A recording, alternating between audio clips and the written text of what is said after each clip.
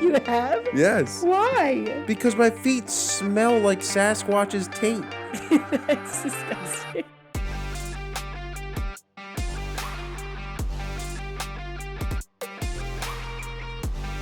Hello, everybody. I'm Dale. And I'm Brit.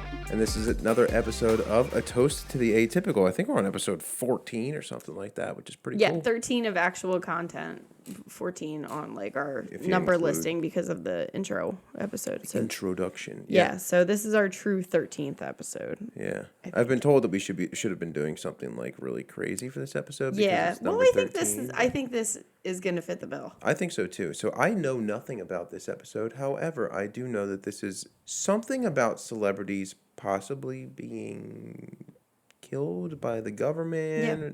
That's pretty much all you need to know. Okay. But there's a lot of it's not just a list. Like there's a lot of digging. There was a lot of research this episode, and there's a lot of And finally, you're not going to get an episode of just me. Oh, you'll have to be the fun backup. You'll be the backup singer? Sidekick this episode. I'll be the Robin to your Batman. Do all the ad lib. Yeah, we got this under control. Couple things though, we have a few things for thank yous for our listeners, which has been you guys have been amazing. We're loving the support that you've been sending us. We have a couple more podcasts following us. We had I think we had a radio station follow us too. Actually, which is kind of Really? cool. I didn't know that. That's cool. It was like something Theory Radio. I don't know if they are a podcast. It might be a podcast. Yeah. Like Spotify station, but I'll have to check it out. That's cool. Right. So I will have to look into that. Okay. Our big thank you for this episode is we had a lovely listener send us a Christmas ornament, which I don't know if you can see it from the cameras. Probably not. You can see it on the main camera. But we'll put it up on the Instagram with like a close up photo. Yeah, we definitely. Do you have the card? I do have the card. Don't worry, we won't reveal your name since it's an Yeah, anonymous it card. is Even though anonymous. we know who you are, but we won't. But it's anonymous. We won't embarrass you. I know you're not big on the shout out So stuff. it says, Brit and Dale, I've really enjoyed your podcast. Kind thanks for sharing your time and creativity with your listeners. Love, a friend of the show. So we really appreciate that. Yeah, it was really cool. That was really something special to come home to that day. It was pretty cool. Very unexpected. So we had to put up really our neat. own little Christmas tree, which is really just a branch of our Christmas tree that was trimmed off. Yeah. But it's in our lovely beer bottle vase. Another liquid-filled item for me to knock off of the table. You're good at that. Yeah, so hopefully that doesn't happen, but likely it will. Yep. What else do we have? We have our drink. Yeah. Do we have any other thank yous? No, I don't. No. I think you hit them all. Cool. Our drink is called the Assassin.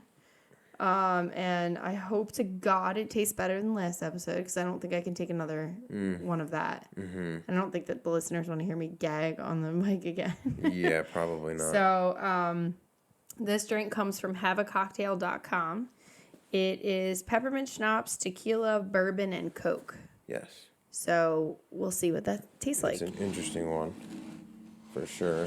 Sorry, you're gonna hear some sliding and an elbow smacking into the wall. Apparently.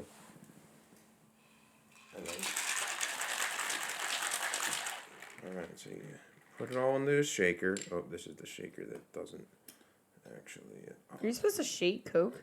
No, well, that's what I was gonna say. The shaker doesn't have Coke in it. Oh, okay. But I was like, I that did. This seems is gonna be a problem, not kind of, like I what you're think. supposed to do.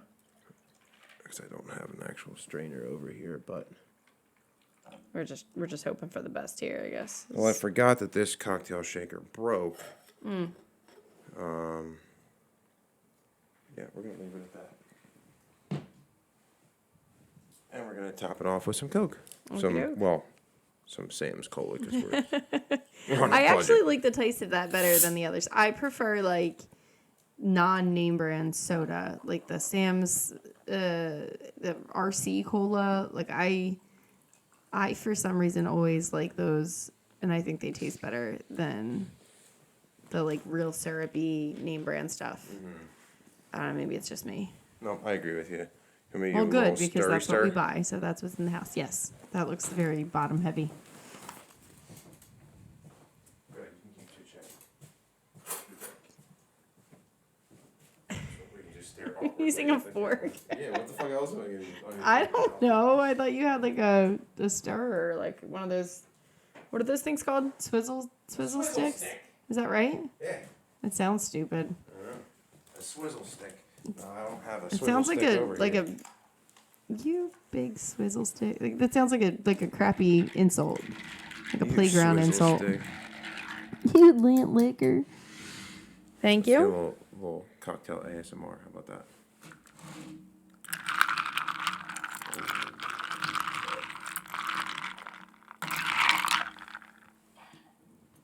And our child coughing in the background as well. Yeah, he's got to Par ruin for the everything. Perfect timing. You're crying. Yeah. Perfect timing. He's The crying, joys we're of trying laughing. the joys of trying to record a podcast when your child doesn't like to sleep. All right. Okay. So, toast to our new listeners. To our awesome support, Yes. new and old. Yes. Oh, I'm so nervous. It smells awful. I don't hate it. It's weird, but I don't hate it. It's interesting. Yeah. I'm not sure what I'm tasting with this, but it tastes It familiar. almost like a root beer. Mm-hmm. Yeah. Or like a birch beer, maybe. I don't hate it. very strange. It's odd. I don't the know what I mint was is throwing expecting. me off. I think the mint. Why is it called addition is weird. Why is it called the Assassin? Any idea? Why is anything called what it's called? I was just thinking, like when I heard the name of it, I was thinking maybe it would be like red or I don't know. I don't know. I mean, why is a screwdriver like who names these things? Like orange juice and vodka doesn't sound like something that should be named a screwdriver to me, but I don't know. I don't name these things. Good question. Just leave our little cocktail mixer right there, our cocktail stirrer right there. Yeah, it's It's weird. It almost tastes like ginger ale-y. yeah, it's I don't know. definitely got like there's definitely different flavors, but there's not as much of a bite as I thought there would be. It's smoother than I expected. And the mint is, I don't know, weirdly There we go. pleasant. A little better. I don't know. Normally, like, I don't know, mint and like those heavy like chocolate martinis or like the mint like creme de menthe. I don't normally love those. Right. So I didn't have very high hopes for this peppermint schnapps business, but I feel like this would have been a good one after last episode when we were so fucking full. Oh my God! Like yeah, a something peppermint to would have been kinda- nice to kind of soothe everything. Yeah, that's Not true. that god awful. Oh. Freaking, what was it? A Siberian Express or something it was called? Yeah, it was pretty bad. It was a was cool episode though. That was a fun Yeah. one. Yeah, so this one's going to be a little darker. Definitely a little more critical thinking. I mean, last episode had us thinking for sure, but this is a little more real life because all of these names, you should recognize all of these names, and they're all going to be. No, I really do. You're coming from the guy who would probably have to still I would have to Google somebody's name even if they're extremely famous. I know these people you will remember hearing about, and they're all going to be big names. And then there's like 2 or 3 we're going to mention in passing that are huge cases and I think are important to talk about, but just way too heavy to be grouped into all these others. That they need to be a standalone episode, and we'll talk about that towards the end and talk about maybe when we might throw that in. So yeah, with this being our 13th real concept episode, we are going to talk about the suspicious and eerie ways that some celebrities have died. Okay. And this dates back quite a while. So the first one we're going to talk about goes back way farther than you would expect. Okay. But basically, it's people who had or suspected some sort of I guess they went against the government in one capacity or another, or it was under wraps that they didn't approve of something, or they had insider information, or they were going to out somebody, like whistle or that they blow, had the chance to. Right. Okay. So were they killed by the official cause of death report on their autopsy, or was it made to look that way? Gotcha. Okay. So Zachary Taylor is our first. Does that name sound familiar to you? No, not at all. So we're starting off strong. President Zachary Taylor. Okay. 1850. Okay. Okay. All right. So right off the get, I'm going to say I believe this one, but let's see. Okay. So 1850, President Zachary Taylor died. According to the doctors who examined his body, the cause was acute gastroenteritis. So basically like a GI bug. Okay. That verdict stuck until the 1970s when people started to wonder if he had actually been poisoned. Okay. Taylor was in good health before the incident.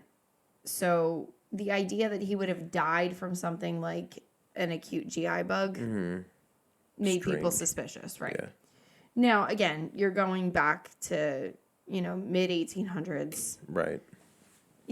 If he was severely dehydrated, and, who knows if there was something else going on that wasn't properly diagnosed or whatever. Who knows?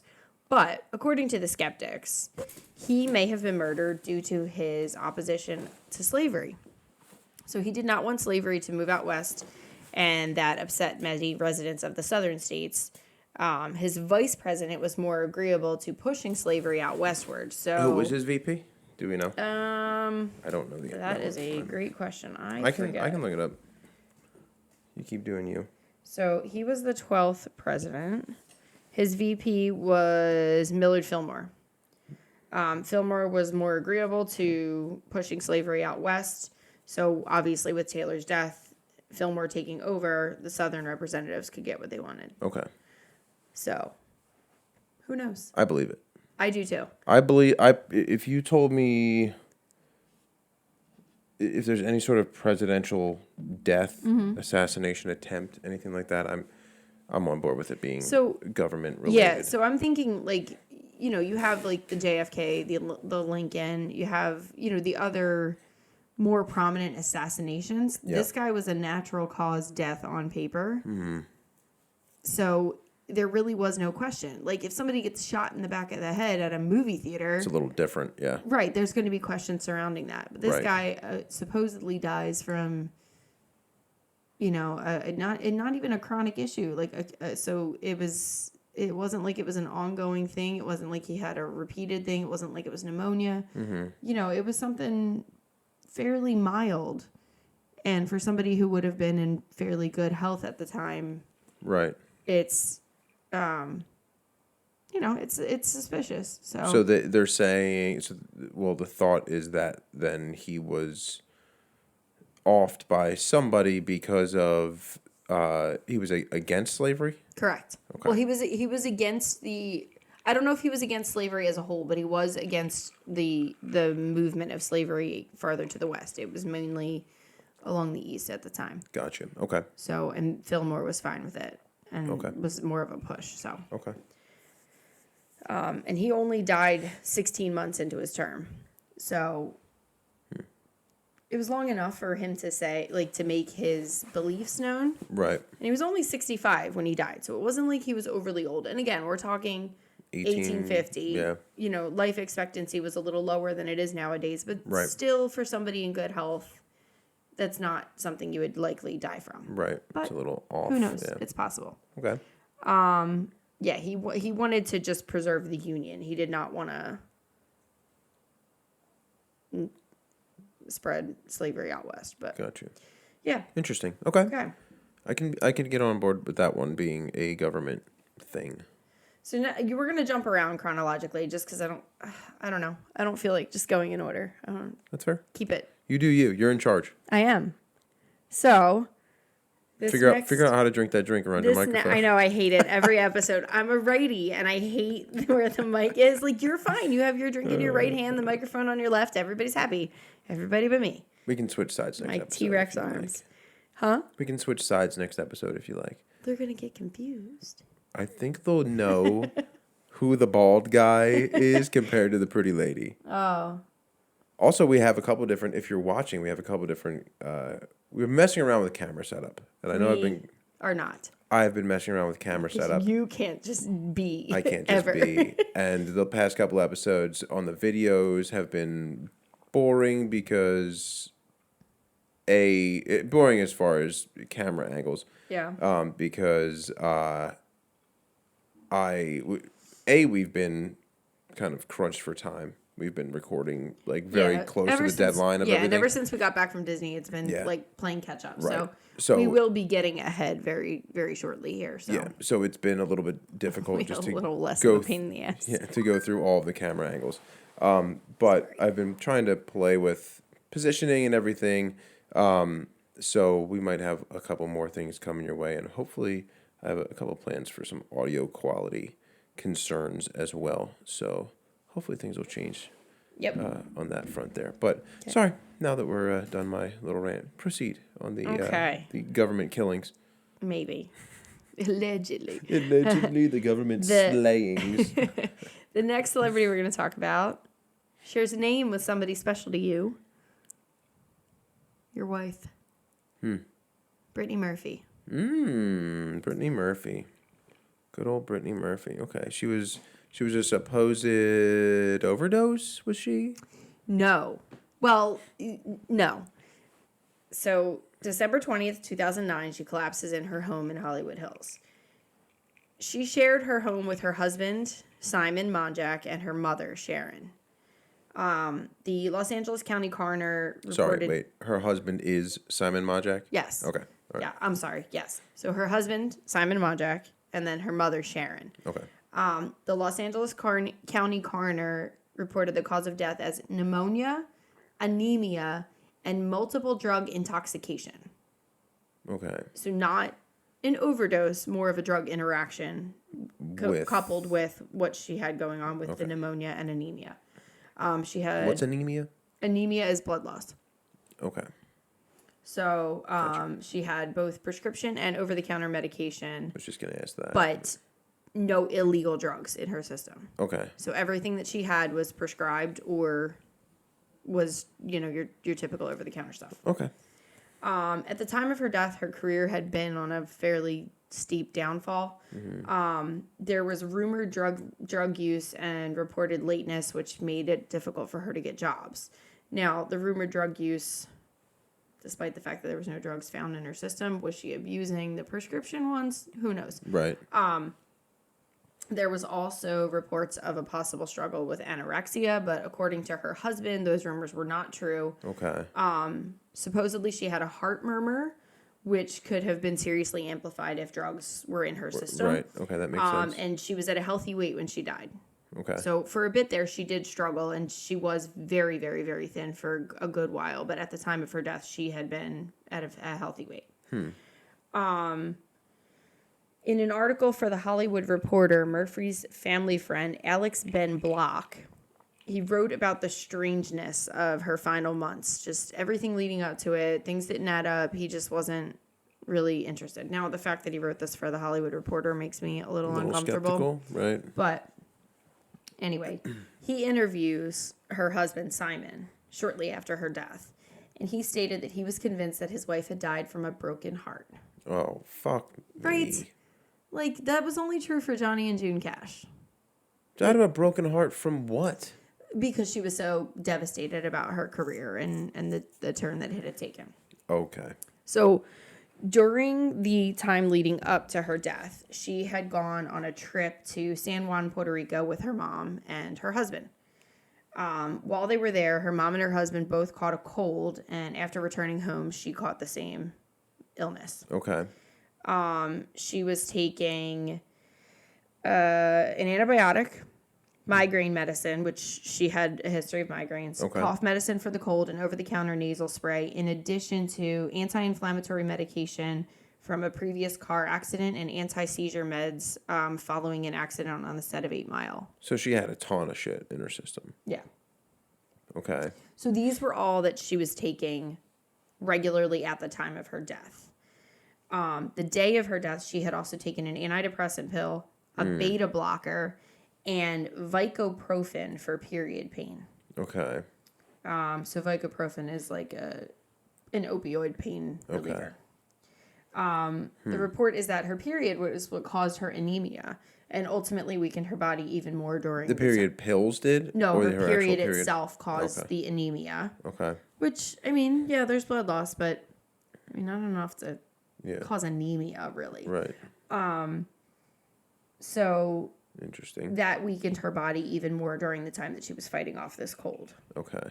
So that's kind of the theory and like what's on paper. Okay. 10 days from when she first became sick with the bug, she could hardly breathe. Her lungs were filling with fluid, and according to this Alex Block, her lips were turning blue from lack of oxygen. Right? But she had a cold. Right. Okay. But she was also 32. Was it pneumonia or something like that, or was it just?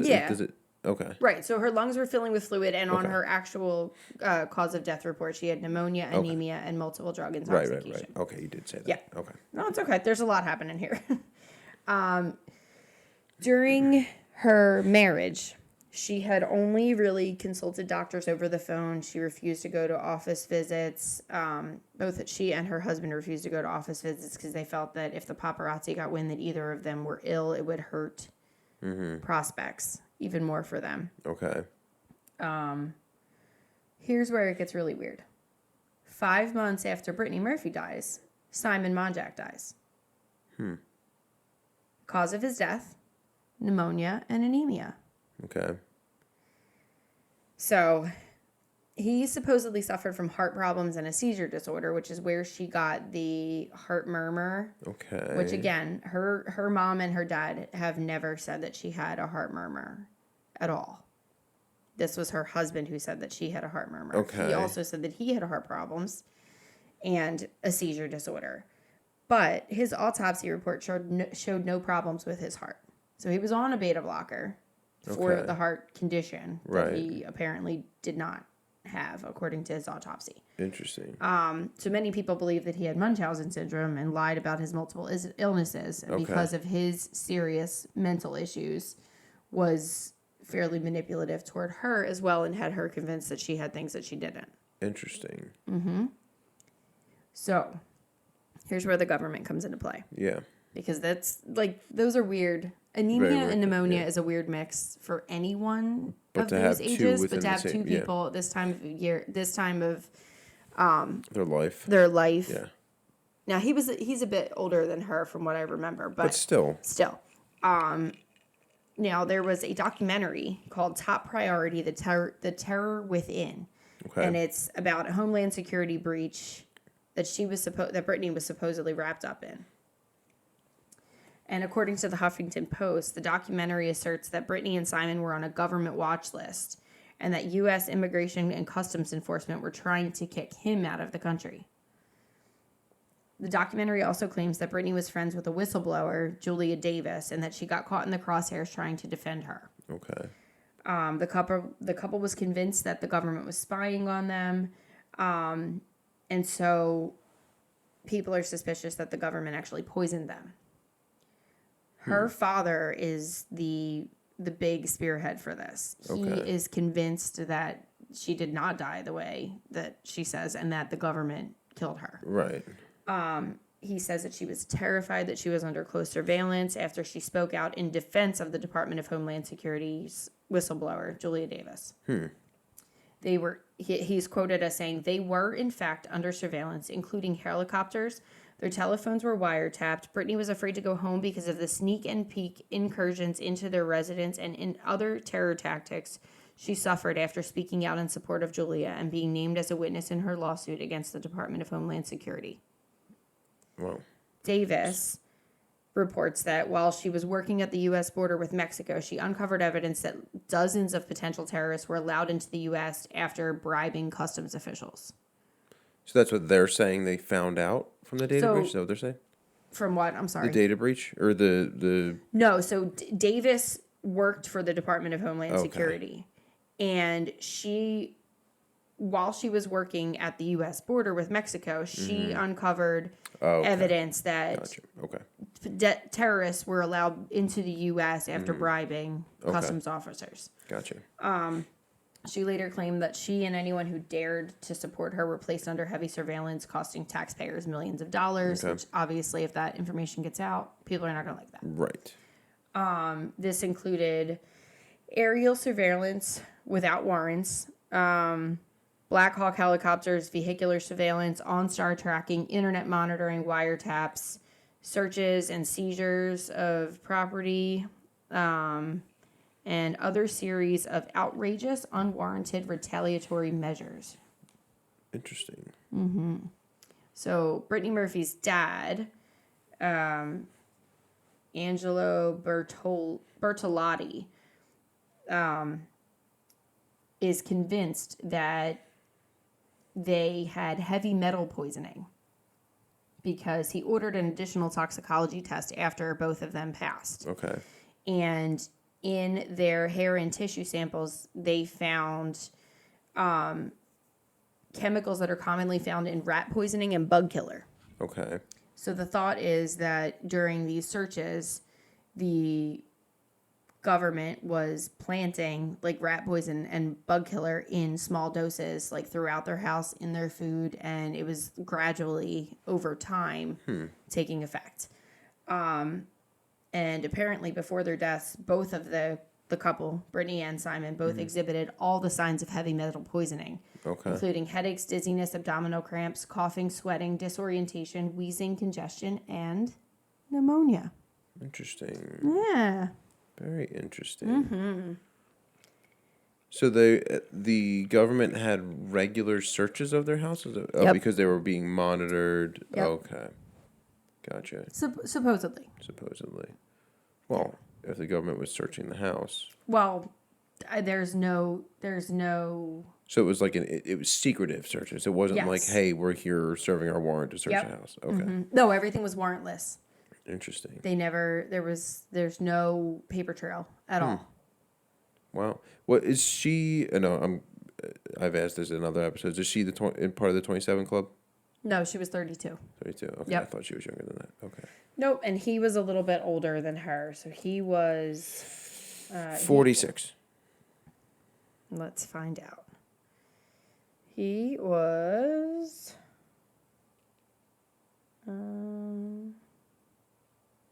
40. So close. Yep.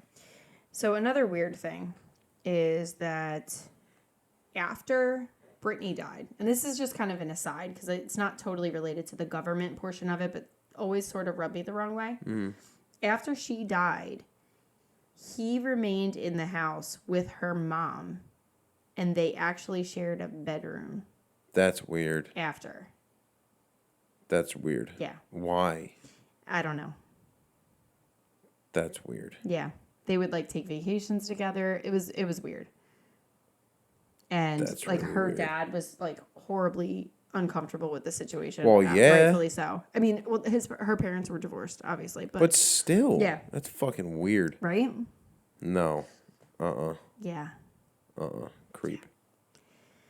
Yeah. Maybe the mom was poisoning both of them. Well, so that's another theory. That she poisoned Brittany, got close to Simon, had Simon like change his will, and then she offed him. Now I don't know for sure. I didn't read into that too much because that wasn't the focus of what we were doing tonight. But that's another theory that's swirling around, is that her mom had something to do with it, and her dad like obviously hates the mom because ex-wife drama. Creep. But yeah. Any other thoughts on that case? Why did you eat those? You hate them. I don't know. Oh, we didn't talk about our snacks. We have a Sour Patch Kid assortment and Swedish Fish. Leftovers from Halloween. Still. Again, Halloween. But Dale hates the tropical. Yeah, I said that in a previous episode. The tropical Sour Patch Kids are absolutely disgusting. I like them. They're so gross. I think they're good. There's more of the watermelon ones in there. Yeah, I'll probably grab some of them too. Okay. Well, I'll eat the tropical ones, and you can have the watermelon. I'll be nice. So nasty. You're a whiner. I am. Yeah. Anything else you want to say about that before we move to the next one? Nope. Okie dokie. Was 8 Mile her last movie? I don't know chronologically how that worked. I feel like that would probably match up. Let's see. No. 8 Mile was in 2002. She did Uptown Girls and Just Married in 2003. Never saw either of them. Just Married is so funny. Oh my Who God. else is in that? Oh, Ashton Kutcher. Maybe I did see that. She was one of the voices in Happy Feet in 2006. Little Black Book in 2004. Sin City 2005. Abandoned in 2010. That sounds like one I would like. How was she in something in 2014?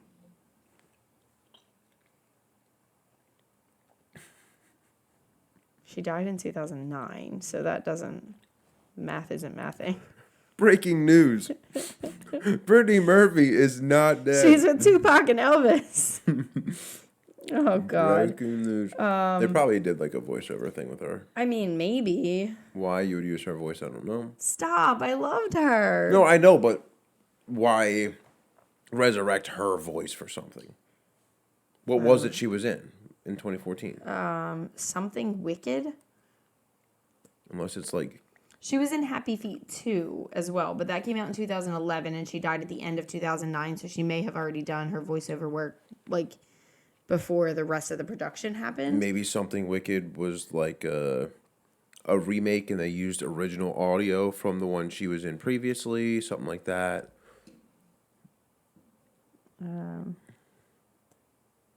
Maybe James Cameron wrote that and is producing it, and it took fucking 15 years to do, like Avatar. I'm not bitter about it or anything. Yo. That better be the fucking best movie. Avatar 2 comes out. 2 days So from now. they say. So they say it comes out in 2 days. I'll fucking believe it when it's in front of my eyes at the movie theater. Okay. Oh, Anyway, God help me. Rant over. Anyway, next one. Marilyn Monroe. They were going to say Marilyn Manson for a second. I was like, wait a second. I didn't even know. Didn't even know that happened. He is somebody who, like, always has those, like, internet hoaxes that, like, he died. Yeah. And he's like, dude, I didn't die. Uh-huh. I love him. I do too. I gained a whole new respect for him after he was in Sons of Anarchy. Loved his character. I just thought, like... He's a total creep. He is, creep. But like borderline likable. Like, there were other characters in the show that were just, like, creepy and, like, ugh. Like Clay. Clay can go to hell. I hated Clay. Ron Perlman. Yeah. But, like, he always kind of plays a shit, so that's okay. And he's a fantastic actor. And, again... Well, they needed some fucking good acting in that show. Katie Sagal. That's all They could have hired the top 10 best actors of all time, and it still would have gone downhill. Here we go. With Charlie Hunnam's ass flapping of a mouth. He's got the worst he is so bad at acting. Okay. I liked Juice. He was somebody I didn't really know before. Yeah. I thought his portrayal was pretty cool. But I like that they didn't really use a ton of big names in the show, that it was all like pretty... Like your average looking guys and agreed. Actual motorcycle people, like fucking remember Happy? He was my favorite. Yep. Besides Opie. Opie's the man. Opie was my fave. Yep. R.I.P. So sad. R.I.P. the whole fucking everybody. Everybody dead. Except Charlie Hunnam. He's dead? I know. Don't R.I.P. though. I don't give a fuck. Oh, you're a shithead. Anyway, Marilyn Monroe. 1962, found dead at the Roosevelt Hotel. Everyone was pretty well heartbroken over it at the time. She was the iconic sex symbol, golden age of cinema. Everything sort of came to a screeching halt with that. It appeared to be a clear-cut ruling of a barbiturate overdose and probable suicide. Due to her history of depression and substance abuse problems, people pretty much accepted that. 2 years later, conspiracy theories start swarming, and they mostly revolve around one name in the government. Or one last name, I should say. Kennedy. Yes. So over the years, it's been suspected that she had affairs with John and Robert. Mm-hmm. One or both of them potentially got her in trouble. So, first variation of the theory comes from Frank A. Capel, or Capel, Capell, in a 1964 pamphlet titled The Strange Death of Marilyn Monroe. It simply states that she had an affair with Bobby Kennedy.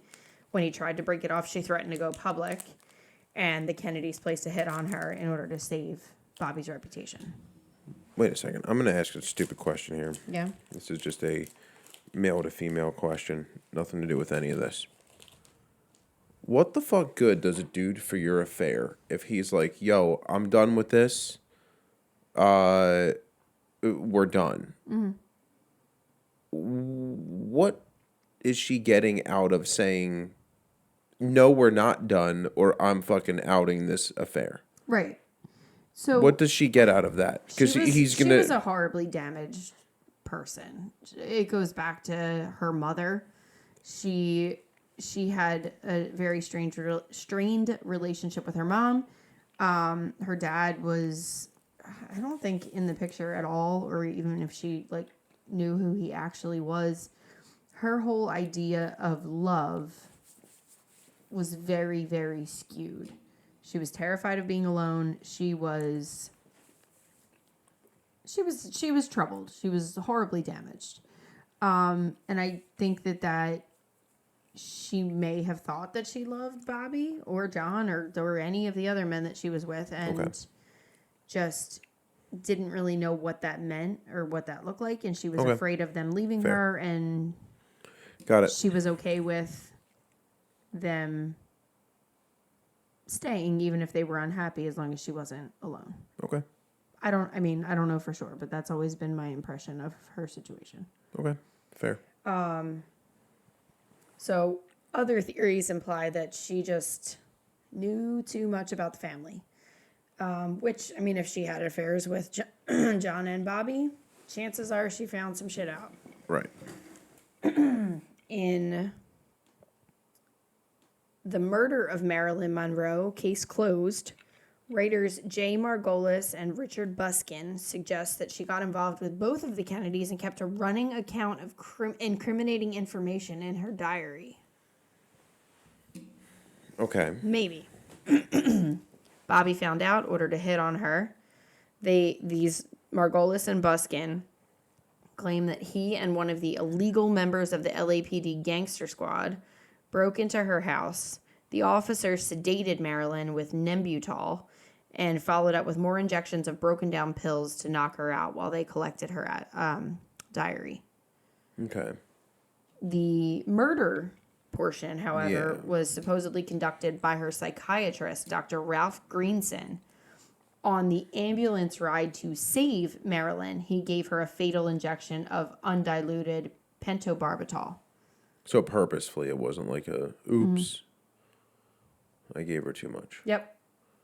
So what did he have to gain? I guess if the Kennedys were involved, he could have gained a lot. They probably bought his silence. Right.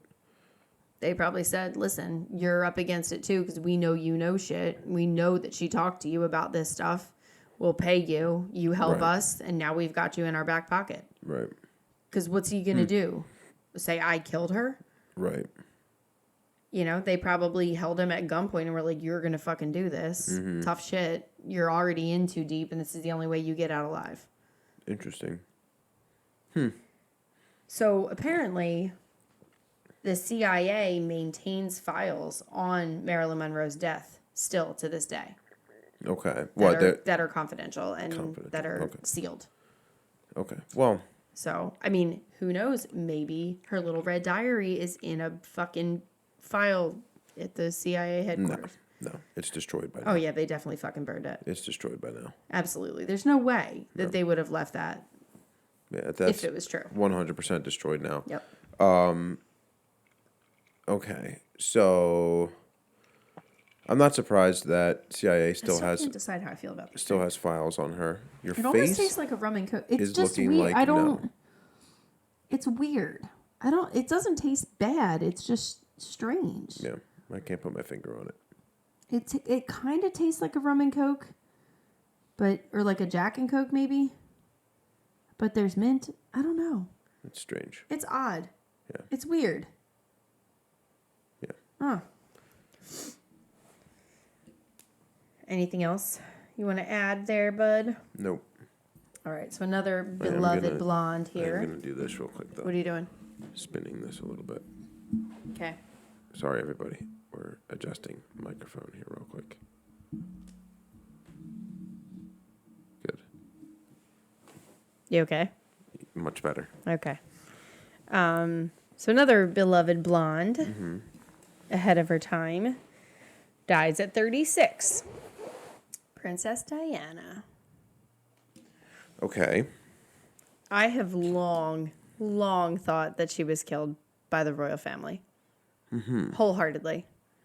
So I know we lived through this, correct? What year was this? 97. Okay, so I know we lived. So we were little. Right. We were young. We were, what, and 7, I remember. 8? So what? The driver hit a pole going into a bridge or something like that. She was going under like a tunnel overpass thing. And they hit the pole.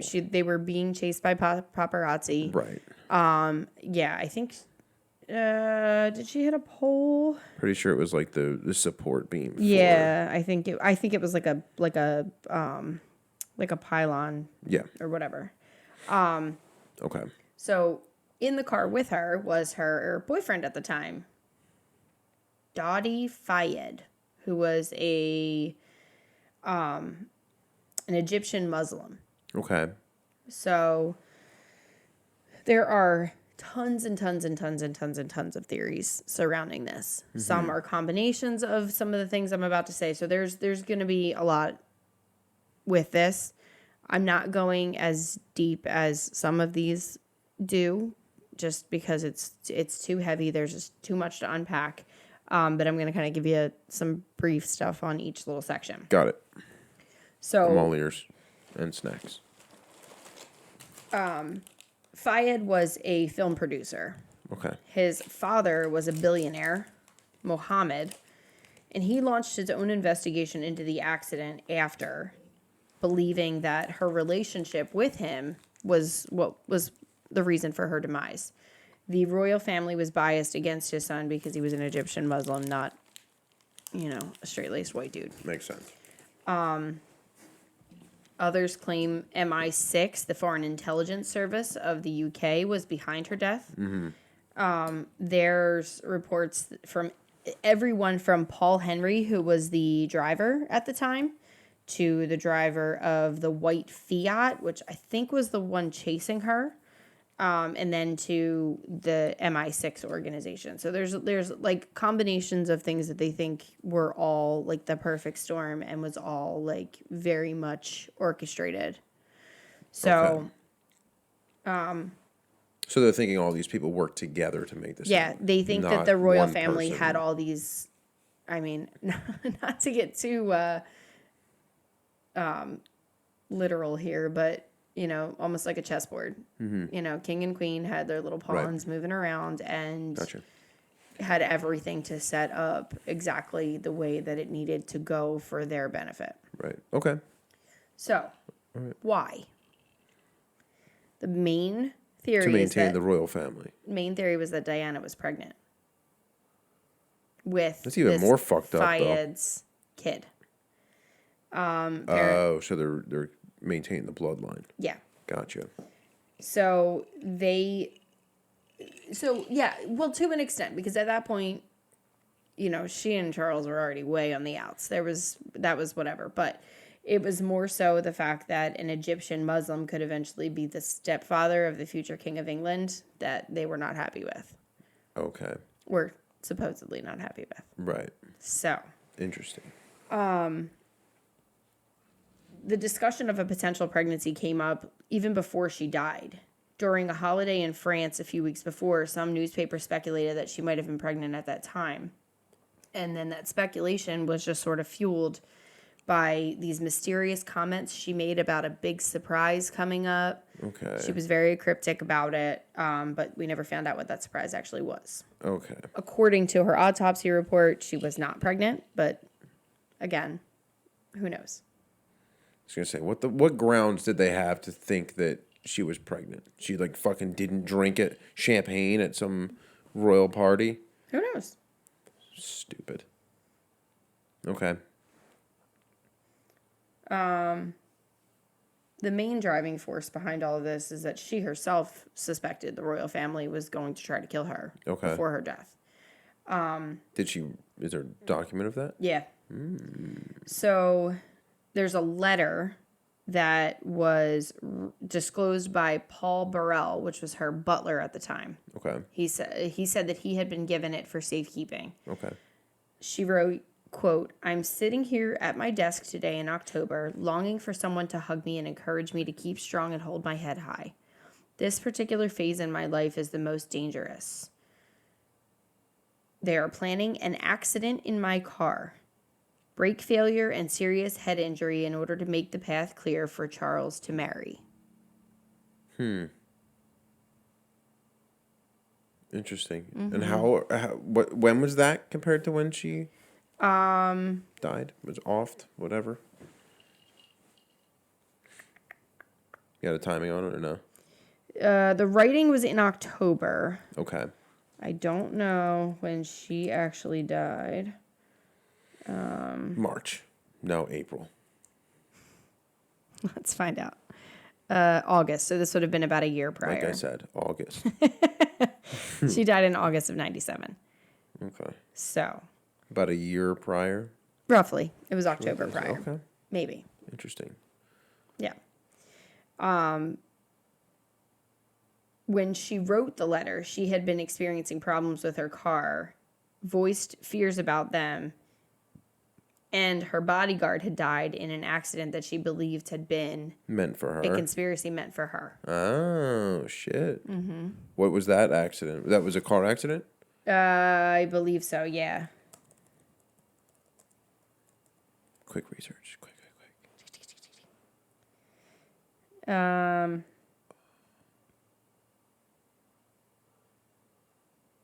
We don't know. It's okay, though. It's fine. I was just curious.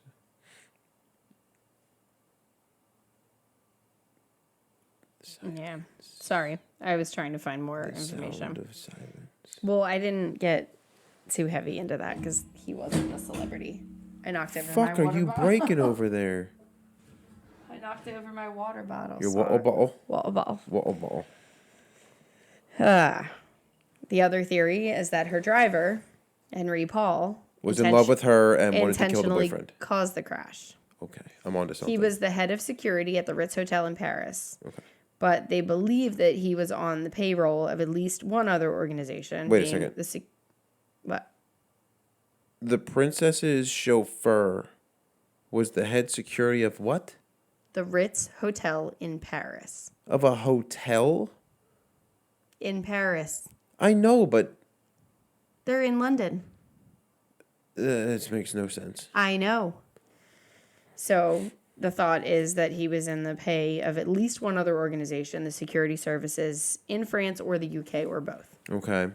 So there's reports that he was drunk at the time of the crash, which was, the original report that was released.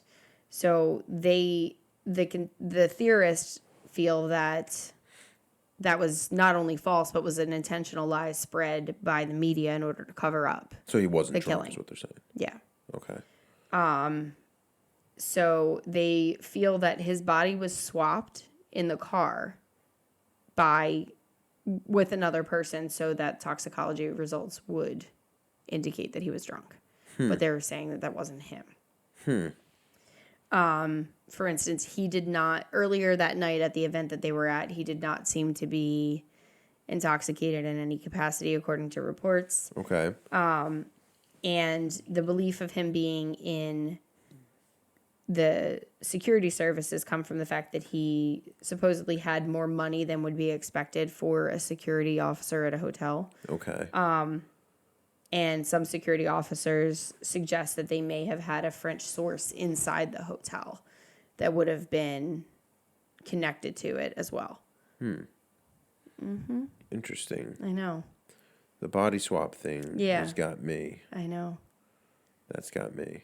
Okay. So then the question is, like, did he actually die?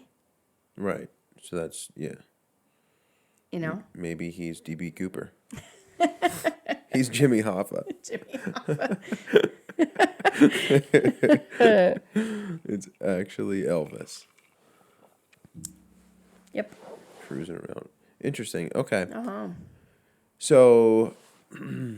I'm going to eat this, so you're going to talk for more than 30 seconds, okay? Okay, well, I do feel a sneeze coming on. Okay, well, that's lovely. Bless Knew you. it.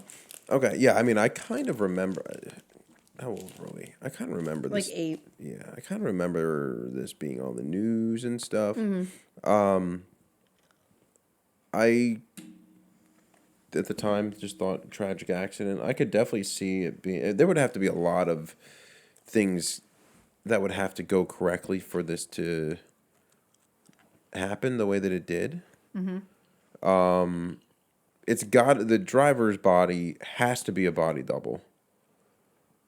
Which, I mean, they would probably have access to. Right. So that's a given. I feel like that if this is something that was faked or done purposefully, I guess, it's got to be because, I mean, dude's not going to off himself for any amount of money, really. I mean, unless they're like your family is going to be like. Yeah, unless it was a sacrifice of some kind. Right. So he's got to have. Or was he just supposed to kill her? Like, was it supposed to be bad enough that she would get injured and then he was... Yeah, but even that, like even a head-on collision with a pole, he's in the front seat. He'd be more likely to die than she would. Not if she's in the back without a seatbelt on. Yeah, but I don't know. I feel like there's too many variables at that point because then, like, if she doesn't die in the accident, what happens? Then do you have somebody kill her in a hospital? Like, what happens then? I feel like there's too many variables to that. So Yeah. I don't know. I agree. I would think that I could definitely see it being a body replacement there. Yep. I agree. Interesting. So she is her mother is who? Diana's mom? Yeah. Just she was So how not was she the part of the bloodline. royal family? She married into it. She married. Charles. Oh, right. Okay. Charles. So it was Queen Elizabeth and Who just died? yeah, what the hell was her husband's name? Philip. Yeah. They had Charles. Charles married Diana. Right. Charles was the king or prince. Prince, right. And then married Diana. Right. Okay. They had William and Harry. Right. Then they were not doing well. He was having an affair with Camilla, and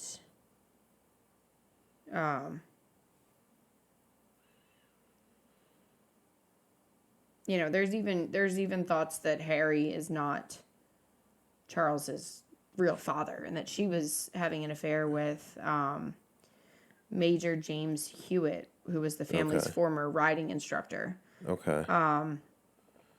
But they were horribly unhappy. They basically were just doing whatever they wanted on the side, maintaining. There's so many theories image. about this family, though. We've talked about them in the past in the reptilian episode, vampires. And I mean, there's so much shit. There's tapes of like conversations between Camilla and Charles, like phone conversations and shit. Like just ugh.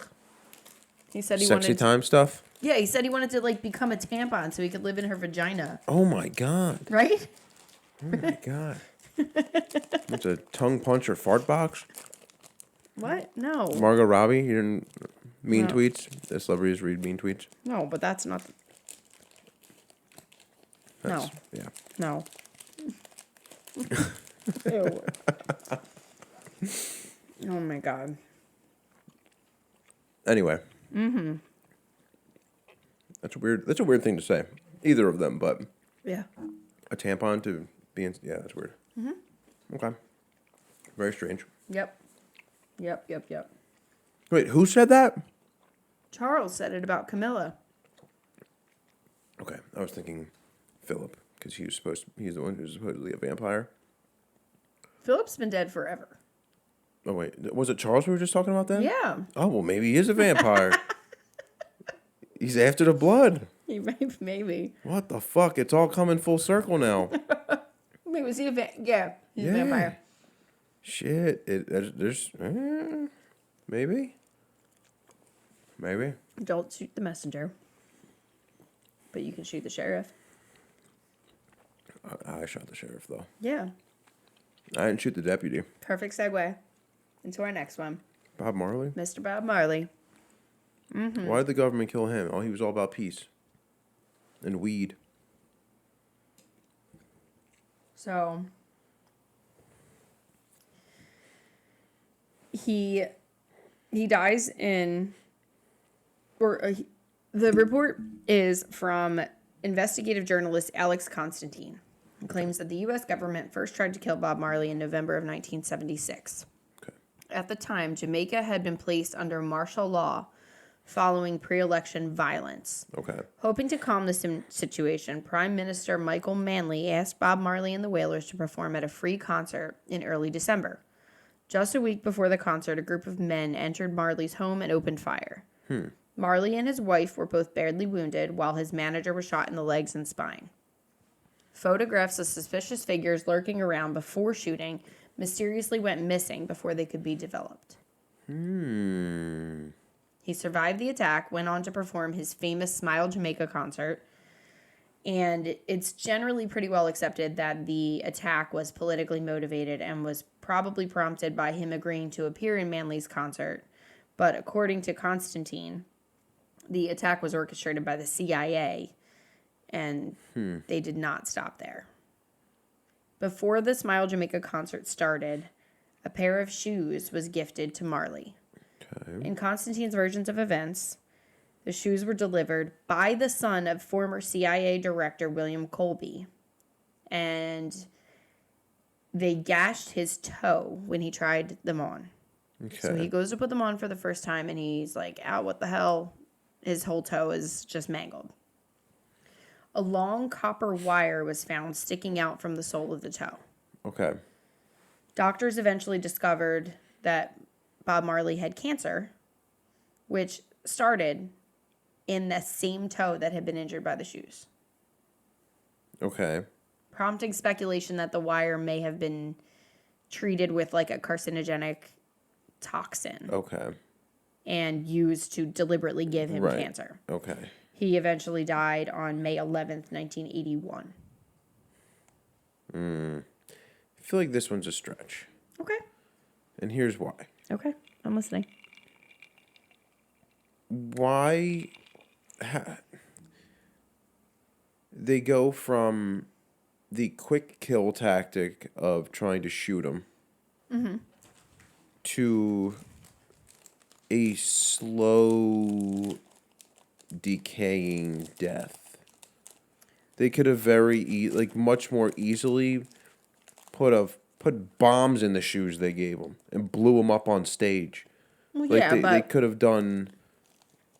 don't you think that would have been like a little bit more suspicious and a lot less quiet, especially after the first attempt? Yes, but at the same time, what shoe has copper wires in it? I don't know. And what shoe has... First off, how the fuck was he putting that shoe on if he mangled his toe like that? Like, that had to be razor wire in there. Not just a copper wire. What do you mean? You're saying his toe was all fucked up after you got... Yeah, it was sticking out of the sole in the bottom, so when he stuck his foot in, Yeah, like gash the bottom of his toe. Yeah, but like you got to be jamming your foot. Like if I put my foot in here and I feel like a little pebble or something, I scream like a bitch. It's because you are a bitch. Yeah, well, I'm not gonna dispute that, but I feel like I don't know. This one's a little weird to me. Okay. It's a little weird, only because. Yeah, maybe it was another failed attempt. Maybe what they thought he was going to get on his foot was supposed to be a quicker poison and kill him quicker, but it wound up developing a cancer. Yeah, maybe they thought that it was going to be quicker acting. Maybe it like dissolved into the soft fibers of the shoe more. Who knows? Interesting. Yep.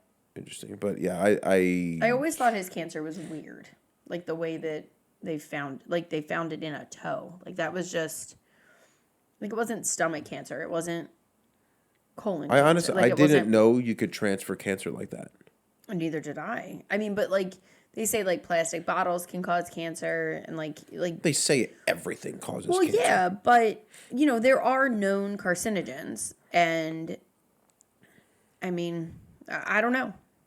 I had no idea you could just like stick somebody with something and be like, you have cancer. Right there in that spot that I just stuck you in. Give people like herpes and HIV and stuff. stuff. But that's like, different. I didn't think cancer. It's not that much different. I don't know. I thought that I didn't realize cancer you could do that. But okay. Okay. All right, Bob Marley. Good. So this next one's going to be a very fresh one. Okay. You look like you're trying to figure out who it is. I'm in the air between two of them. Okay. What do you got? It's either Chris Cornell or Chester Bennington.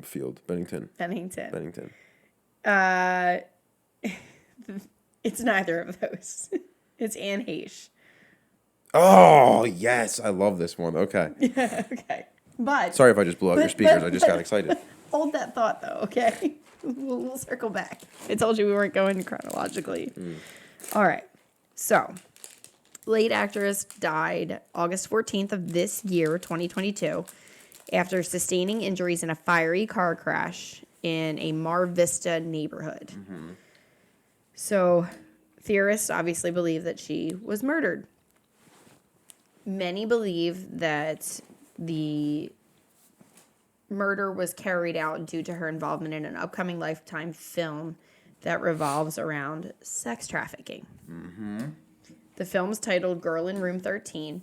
She portrays the mother in search of her daughter who's a victim of human trafficking. The purpose of the movie is to bring awareness to, sex trafficking, human trafficking. Yes. That's happening more every day. Yeah. All over the place. Are you okay with No, I think I have the hiccups. God damn it with the hiccups. I'm sorry. People have thought that the movie's events are inspired by Jeffrey Epstein. Okay. Who was charged with sex trafficking dozens of underage girls in 2019. Yeah. He pled not guilty. Pled not guilty, was later found dead in his jail cell in August of that year from a suicide. Suicided. He was suicided. Asterisk. Suicide. So that is, I alluded to earlier that there were a couple of people that we were going to mention that are just too heavy to get into in this episode, but I do want to give them their own episode because there's a lot to unpack there. And these next, so Anne Heche, and then the next two I'm going to talk about after that are content heavy. So we're going to dig. If you feel like we need to, because I don't know what the outline is. We're going to take a break after her, and then we'll do the last two. Dewey up. All right. So,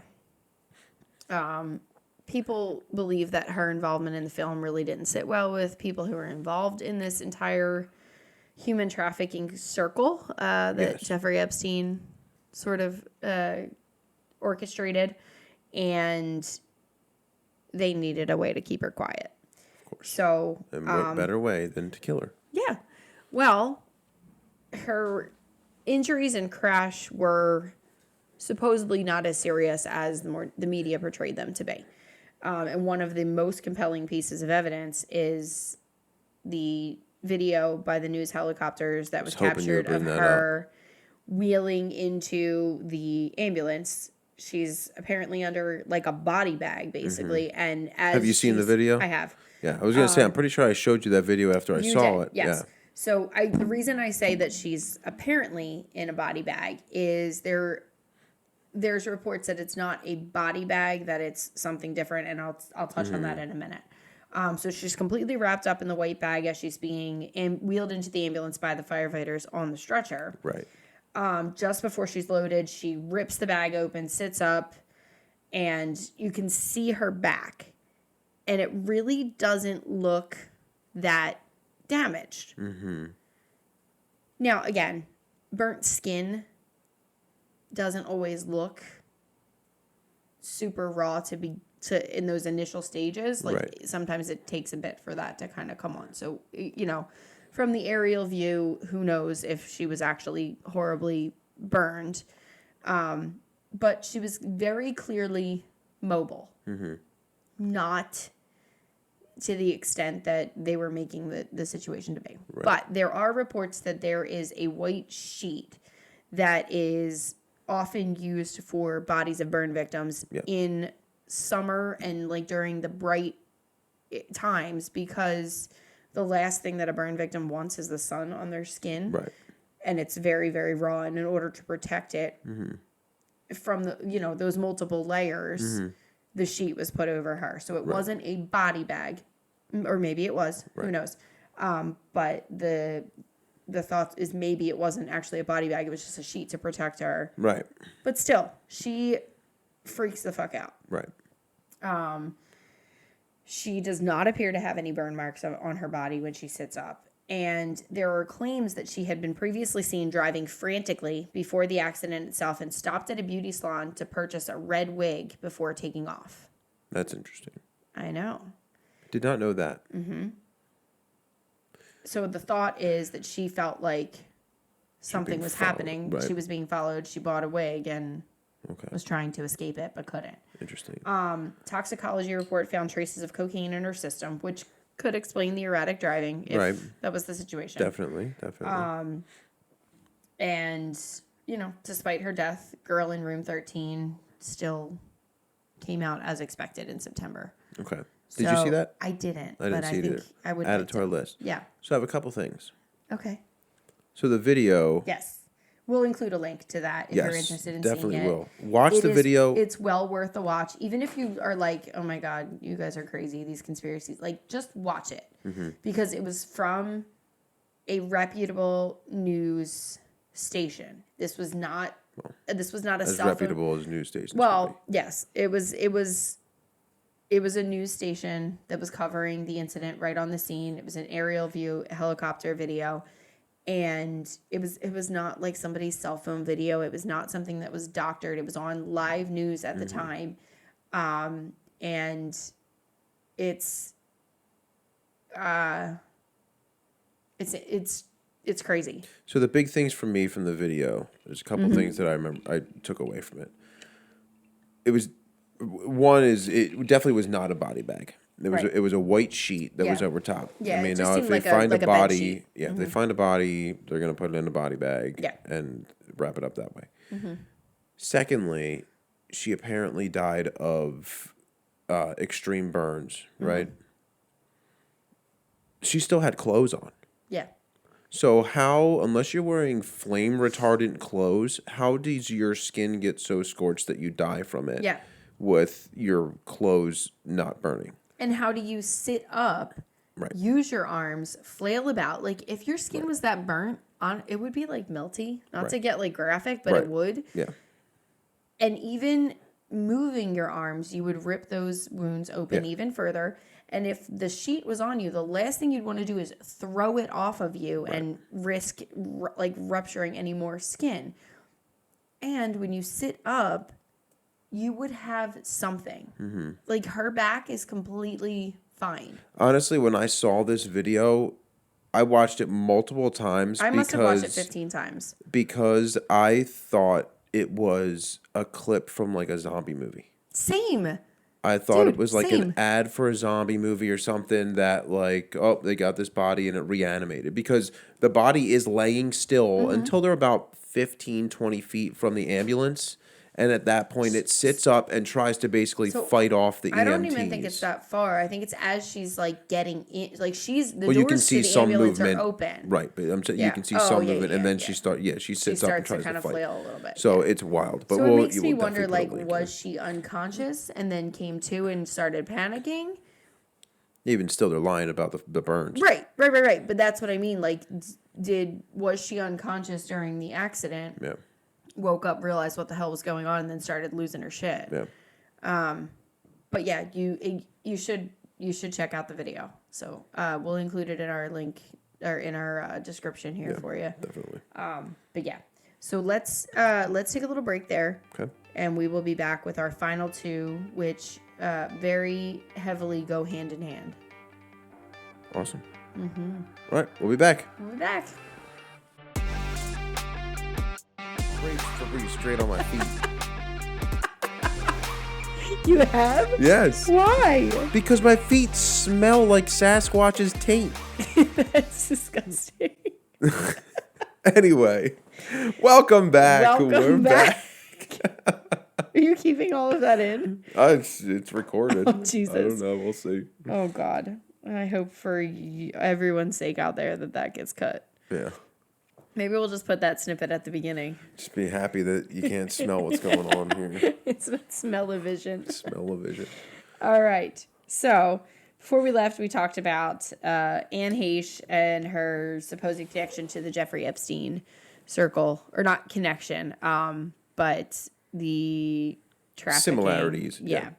So, that's going to be a perfect segue into these next two people that we're going to talk about. So, Dale, remind me, who did you mention earlier when you thought I was going to talk before I started talking about Anne Heche? Chris Cornell or Chester Bennington. We're going to talk about both right now. So we're going to start with Chris Cornell. I would love to finish with Chris Cornell because he is, as you know, my absolute favorite vocalist of all time. Mm-hmm. I think he was immensely talented, and I loved him. I've seen him probably 4 times. Your top two are Chris Cornell and then Scott Stapp, in that order. I would rather stick toothpicks in my eyeballs than listen to Creed. I've seen Nickelback. I don't care. You can shit on them all you want. They actually put on a good show. Followed by Rob Zombie. I don't know. That's not true. I don't dislike Rob Zombie as a I love pushing your buttons. You get so upset. Vocalist. I don't like him as a director. I just thought the Halloween movies that he did were shit. Anyhow, let's get back on track. Yeah, right. Chris Cornell. Because that's what we do on this podcast. Stay on track. All right. Look, a fly. Stinky fly. Stinky feet over there. You can calm yourself, okay? All right. Chris Cornell. Frontman for Audioslave, Soundgarden, Temple of the Dog, and did his own solo work. Yes. He died May 18th, 2017 at 52 years old. Mm-hmm. He worked very closely with various foundations to help and protect children from pedophilia and child trafficking. Mm-hmm. Little known fact. A source close to Chris came forward claiming that he had uncovered evidence of a, quote, cocaine and child trafficking ring in Mena, Arkansas that was closely tied to Bill and Hillary Clinton. According to the same source, he had uncovered the identities of high-level elites that were part of the same, quote, satanic Illuminati occult operation as the Clintons and plan on exposing their goings-on right before he died. You know, it's interesting because I don't think Hillary Clinton's involved in any other theories of people being offed. It's just funny. So she's another one. Not that she has been killed, obviously. Sadly. Stop it. You were thinking it. I'd just say it. But there is a whole theory about their Bill and Hillary's body count. Mm-hmm. Not how many people Bill fucked in the Oval Office. But. Yeah, not to be confused with how many stains he left on people's dresses. Yeah. Or cigars he stuck in places cigars should never go. But people that they had killed. And that is going to be another episode because I've got like a shitload of information on that. that I dug up during this, and it was just like it was getting out of hand. I had to pare it down. So, Okay. but yeah, we could talk about a lot that has to do with that. But anyway, his death was officially ruled a suicide, but close family and friends say that there was no way he was suicidal. His wife most explicitly said, like, there's no way. There's absolutely no way that he killed himself. He was not suicidal. He was not depressed. He absolutely loved our kids. He would never have left them that way. There's no way. Now, again, does every spouse want to believe the best in their significant other? Yeah, probably. Right. So take what she said with a grain of salt. But she had talked to him just before he died, and he was on the phone with her. He was slurring his words. She was concerned about him.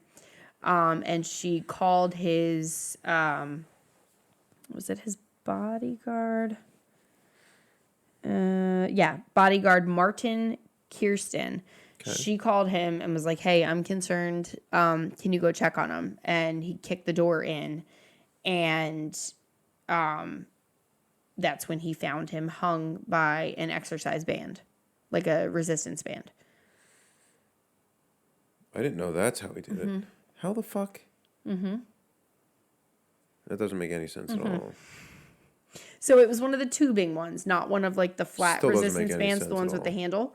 And I'll include a picture of what that looks like. And I do actually have pictures from the actual like crime scene, which I guess I don't think it's really considered a crime scene if there's not a crime, but whatever. Okay. So we'll put the pictures in. The biggest theory floating around is that the people behind Pedogate marked him for assassination due to his work with sexually and physically abused kids in these foundations that he worked closely with. Okay. They feel like he was potentially ambushed in his hotel room after the concert where the assassins murdered him.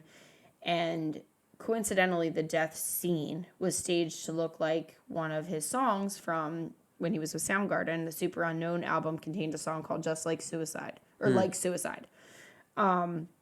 The line or this little blurb from the song says, love's like suicide, dazed out in a garden bed with a broken neck lays my broken gift, just like suicide. I find it very hard to believe that he killed. I'm trying to think resistance band wise. I feel like that is probably one of the least effective ways if he was going to hang himself. Do it. It's so like it gives so much. It does. Because I'm thinking like maybe if he wrapped it a ton of times, but like you'd have to wrap it really tight a ton of times, and then even that point, like once you pass out from loss of oxygen, you would let go and it would unwrap itself. Yeah. So it's not just he didn't just strangle himself. He hung himself from it. Right.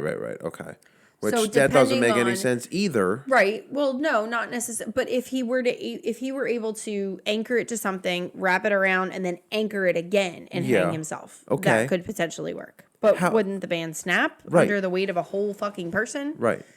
I would think so. Because look, I mean, I don't know what Chris Cornell's workout routine was, but I'm pretty sure he wasn't doing like curls with 150 pounds of... So I'm trying not to get overly critical because you know what I do. But different resistance bands colors correspond to different elasticities and different strengths. Right. So like it's like blues low, reds, whatever the poundage is. No, so black is... The most common is it goes from light to dark is light to heavy. Right. So, like, yellow is usually your least. Then you've got, like, oranges, reds, green, blue, and so on. Okay. The picture that I saw, and don't quote me on this because I'm not 100% sure now, but I'm pretty sure it was red. Okay. So, like, not that much resistance. Now, different brands may have different strength and different, tensile strength. But I don't... Most commonly, I know red to be below middle of the range. Yeah. The only way I could see this working for him is if he didn't actually hang himself from something and instead he like wrapped it around a doorknob tight enough that if he sat on the floor it would choke him. Because then the whole weight of his body's not pulling down on it, but it's going to stay tight. So like maybe it was rigged up some way like that, but I just feel like he would have a if you're going to do I don't know. Look, hopefully no one ever comes to going to consider suicide that's listening to our podcast. And if you are... speaking of that, we are going to include the suicide hotline. Exactly. Please check on the people around you. You know, the people who seem to be the happiest and the brightest lights in the room are often so busy shining their light on the people around them that they don't have anybody shining on them. And you can't pour from an empty cup. If you or someone you love... I know we're taking a bit of a turn here, but this is something I feel very, very strongly about. Yeah. Please reach out. We'll include a link to the suicide hotline. We will include resources. Message us. My God, I would be there in a heartbeat, whether we know you or not. Yep. I hate it. It's so sad, and it's like just I can't imagine feeling that alone. Right. And that. Just desperate. Right. I agree. Oh, it's awful. So please just tell the people you love that you love them. Mm-hmm. You know, you never know. There's so many people who, I hear these reports all the time where people are like, oh yeah, you know, I was going to kill myself that day. And I was walking to the bridge and that was it. And I had made up my mind and somebody said hello to me and they rode by on their bike and they said hi. Right.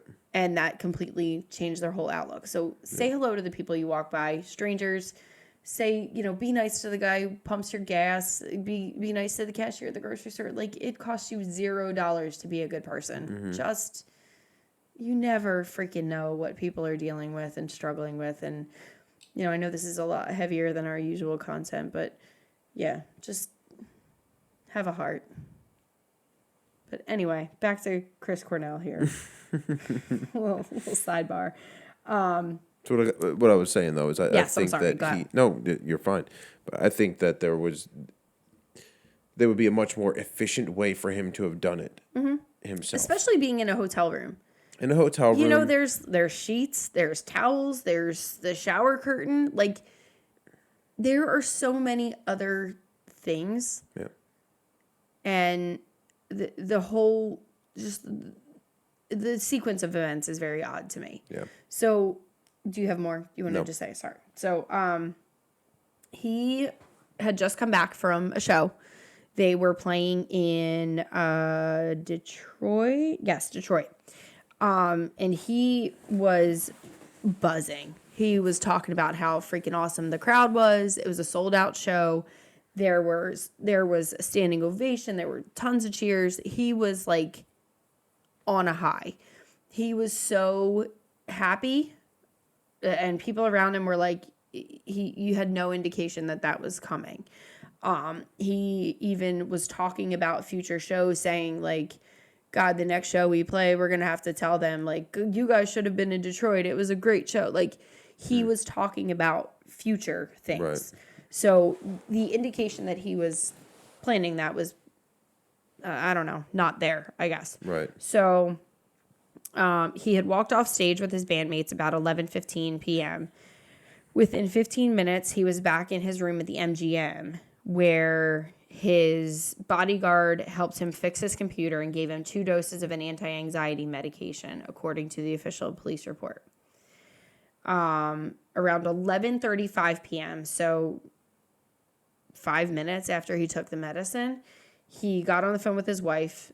Then she called the bodyguard about 12:15 and asked him to check on Chris. Yeah. He went to the room, found the door locked. He kicked the door open, only to find that the second door leading to the bedroom suite was also latched. So he kicked that door open as well and found Chris dead. No suicide note, still wearing all of his clothing. So, like, the whole idea that maybe it was like an autoerotic asphyxiation situation out the window. Gone. Okay. Yeah. So that was my other thought, was like, resistance band, maybe. Because like you said, if you're, you can just release it and everybody's fine. So, yeah. So one of the other things is, so here's the direct quote. He was starting his encore, and he was going on about how amazing the Detroit fans have been, saying, quote, "Feel a little bit sorry for the next fucking place we play." And they were set to play in Columbus, Ohio. He joked, "He'll have to tell the fans there, you should have been there at that Detroit show. That crowd was really something." So showing that he was in a pretty good mood. He was already thinking beyond that night. His wife said that he had absolutely no signs of being depressed or suicidal in the hours before found dead. Okay. So among the many charities that he worked with, he supported something called Child Haven, which was established in 1909 by Reverend Mark Matthews as the Seattle Day Nursery, which was one of the first 50 child care centers in the U.S. It treats over 400 infants and preschool children each year who are referred by Child Protective Services. The idea behind it is their therapeutic care is provided daily to abused, neglected, and at-risk children between the ages of 1 month to 5 years old.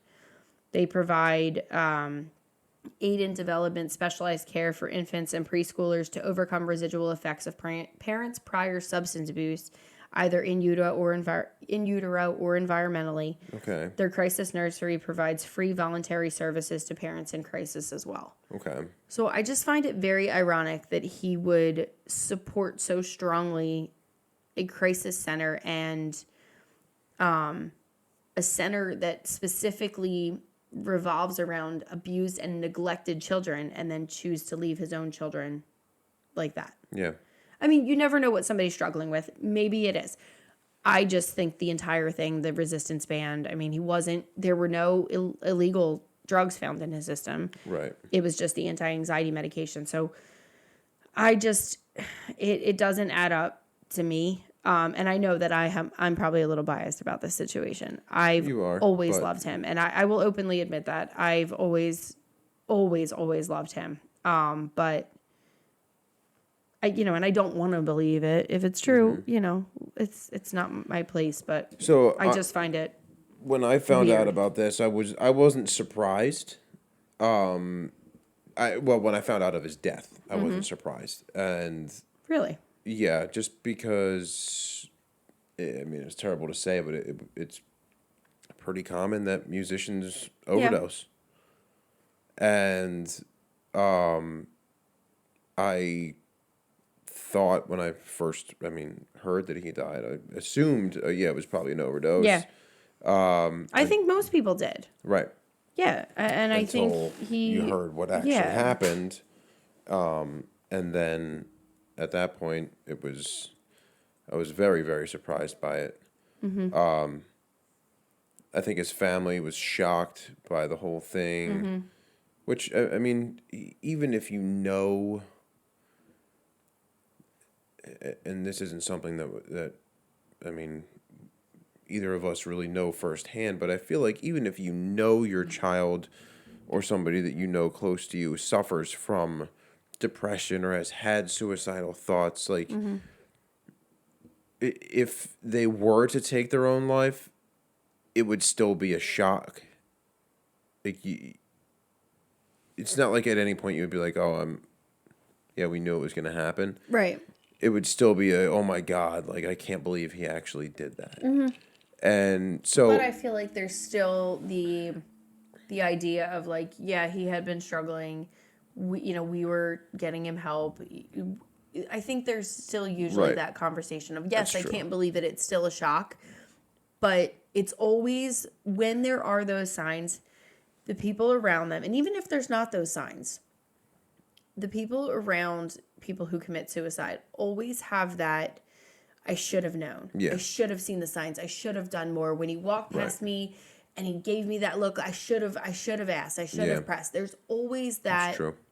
Or I shouldn't say always, but there is many times, very, very often, there is that feeling of, God, I missed the signs, or how did I miss the signs? Right.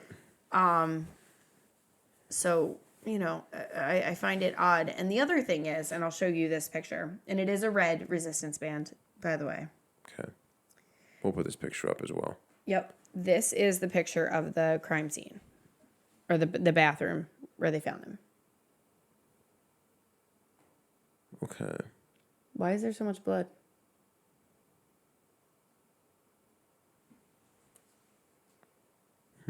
Let me see. Yeah. Oh, well, you're plugged in. No, I can unplug. You're good. Yeah, that's interesting. Mm-hmm. So there is a significant amount of blood. Yeah, and it's not like it's just like a streak that like. What angle I'm looking at this here. I think So that that's is the floor. That's on the floor. And What is this thing? I think that's just like the tile floor in the bathroom. I think that's just like a pattern in the floor. Okay.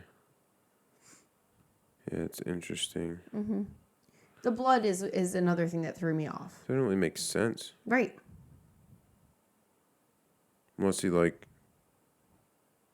I mean, unless he like hanged himself, broke his neck, and then fell like before. Hit his head. Yeah, maybe. But there was nothing that I found in any reports about that.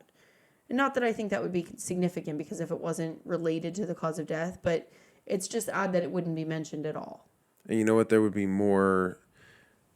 There would be not only if he wouldn't have had time to bleed out in the time frame that his wife talked to the bodyguard. Yeah. So there wouldn't be and we a also ton don't of know how blood. long he was on the phone with his wife between. So he got off stage at 11:15, was back at his hotel by 11:30. 11:35, he was on the phone with his wife. 12:15, she called the bodyguard. So we don't know like if they were on the phone for like a half an hour and then she was like, oh shit, like maybe 10 minutes after she got off the phone was like, I need somebody to check on him. Like maybe she was mulling it over and that gave him enough time. I don't know. But it was all, within an hour of him getting off stage, his bodyguard was kicking in the door to find him dead. And the other side of that for me So to me, this looks like, I'm sorry to interrupt you. This looks like the tub. This looks like a pattern in like the floor. Mm-hmm. And this is like the bathroom door here. This is the hinge. Yeah. And it opens in. So this is the lock here. This is the hinge on the door swinging away.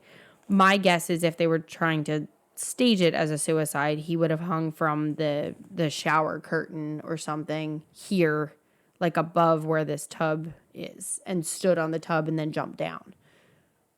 Yeah. That's the only thing I could think of. But again, that resistance band is long. Like there's not. Right. The other thing I'm thinking is if he did hang himself, fall and hit his head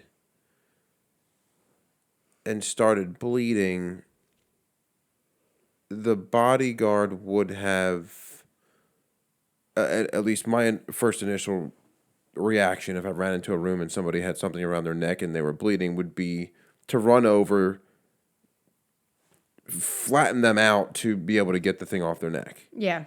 And that blood wasn't moved. Right. Like he wasn't pulled through it. He wasn't pulled away from it. That blood, that almost looks like it was dripping from above and dribbled down. I mean, which is possible. And if it was a shower curtain that fell or like maybe one of the hooks cut, like who knows? Be able to do it on a shower curtain. So I'm looking at the photos again, and now there's this one. So are they? So that's what I was going to say too. Maybe it was on the back of a door type of situation. And what though? Like you think maybe he like slammed the door shut and strangled himself? No, that's what I was saying originally. That maybe he put it around the door and around his neck, and then sat on the floor to tighten it and hold it tight. Yeah, but that would be the equivalent of like trying to drown yourself. At some point, instinct is going to kick in, and that's how it had to be done. There's you and I both know there's no way he could have wrapped a resistance band around his neck tight enough in any fashion to break his neck. You could wrap that resistance band around a railing and jump out of a window, and it wouldn't break your neck. It would snap before it would break your neck.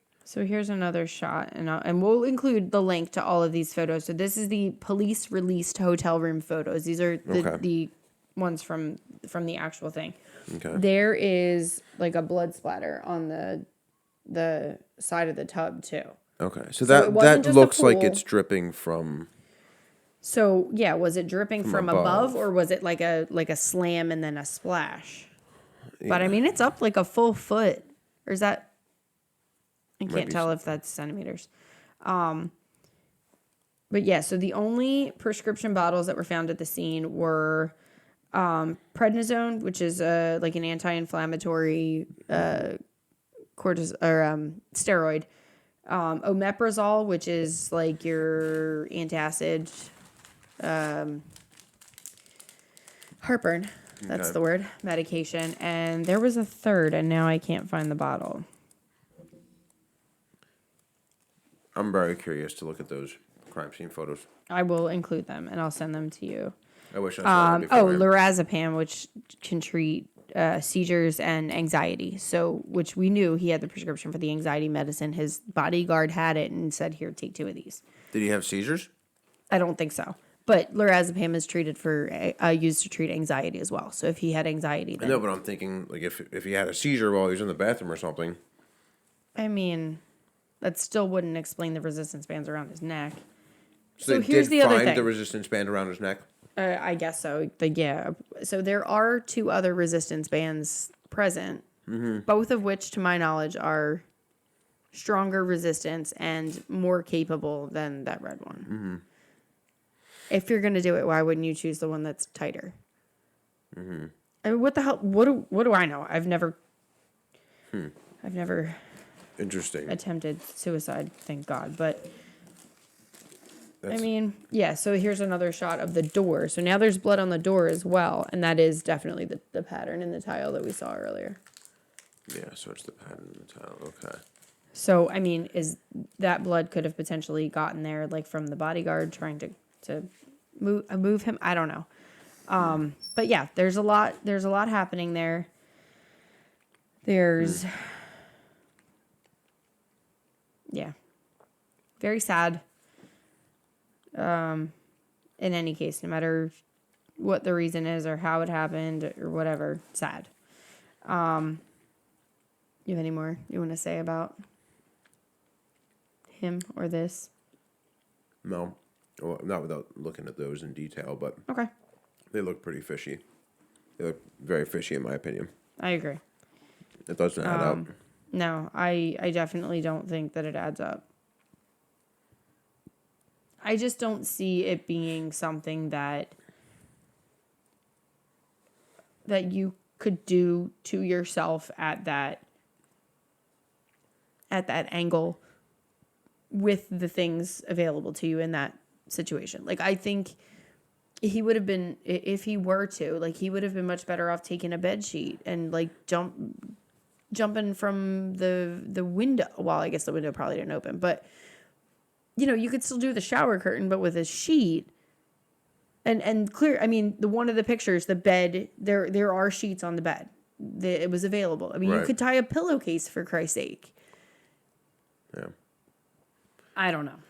It doesn't make sense to me. It almost looks like I don't know. It almost looks like maybe he was trying to do, like, what's it called? Autoerotic asphyxiation. Yeah. And then, like, blacked out and hit his head and bled on the floor. Right. It's almost what it looks like. But he was fully clothed. Right. Interesting. So, yeah. I don't know. That's a weird one. Yep. So, that leads us into our last one. Chester Bennington. Mm-hmm. Very good friend of Chris Cornell. Mm-hmm. One was godfather to the other's kids. Mm-hmm. Incredibly good friends. So Chris died in May of 2017. Mm-hmm. In July of 2017, on what would have been Chris's birthday, Chester's found dead. It was no surprise that he was not taking Chris's death well. Right. He was he wrote a letter that he posted on Twitter saying, "I'm still weeping with sadness. I can't imagine a world without you in it." He was not handling it well, and his wife knew. Now, Chester did have a history of depression, anxiety. He had a history of abuse as a child. He dealt with a lot. So his mental health was not a secret, and a lot of Linkin Park's songs touched on that. Right. So none of that was a surprise in that respect. He was found dead from suicide by hanging, much the same as Chris. So, there obviously the similarities, conspiracies start bubbling up, and people are like, well, if he was so devastated by Chris's death, why would he want to do the same thing? Well, maybe he tried to people mimic around it. him, knowing what that did to him. Right. So, I mean, yeah, maybe he tried to mimic it. Again, he was married with kids. It's just, it just didn't add up again. So, coroners ruled the death to be a suicide. Though soon after, a former medical examiner told the Detroit Free Press that he wasn't absolutely convinced that Chris Cornell's death was a suicide. Again, Bennington had opened up about his struggles with depression. Maybe Cornell's death was just his breaking point. Like, that adds up. Yeah. But here's where things get weird. Okay. I'm listening.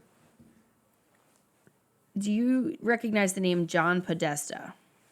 Yes. What do you know? Or do you just recognize I just recognize the name. I feel like as soon as you say it, I'm gonna know it. That it's. Yeah, I can't put a finger on it, but I definitely recognize the last name Podesta. Okay. So he is a political consultant who served as White House Chief of Staff to Bill Clinton from 1998 to 2001 and counselor to President Obama from 2014 to 2015. And we're going to show a picture of Chester Bennington and John Podesta side by side, and I'm going to turn my computer to show this to you. Okay.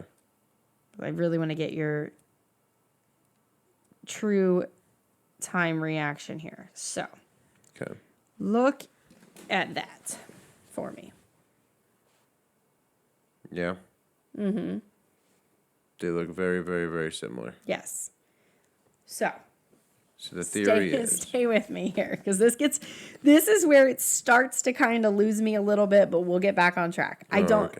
And again, to everybody out there, we're just bringing you what we found. Doesn't necessarily mean we agree or disagree with it. This is going to be a good one. And we don't have any problem with anybody who does agree or disagree with it. This is going to be good. So, he had...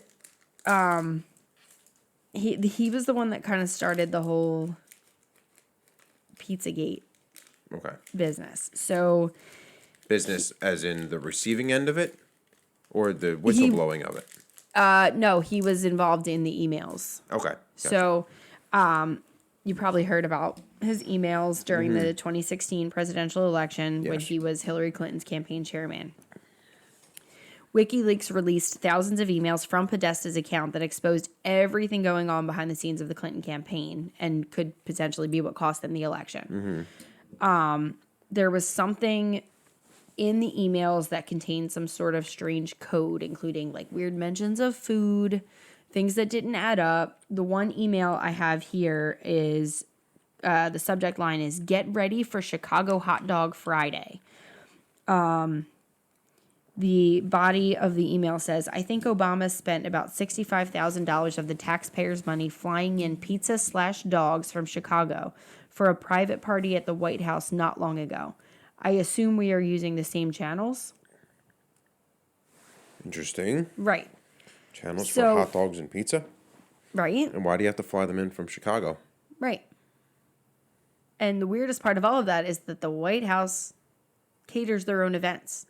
They don't get outside stuff. Somebody could poison it knowing that it's going to the White House. It's a safety measure. You don't do that. So people started putting two and two together, thinking that it was a government-based child sex trafficking ring, with each food acting as a code name for something else. Right. Because, first of all, like I said, the White House caters their own events. And secondly, who the fuck is ordering $65,000 worth of pizza and hot dogs? It's a lot of pizza. Right. I mean, I can eat the shit out of some pizza, but that's a lot of pizza. So the code that was,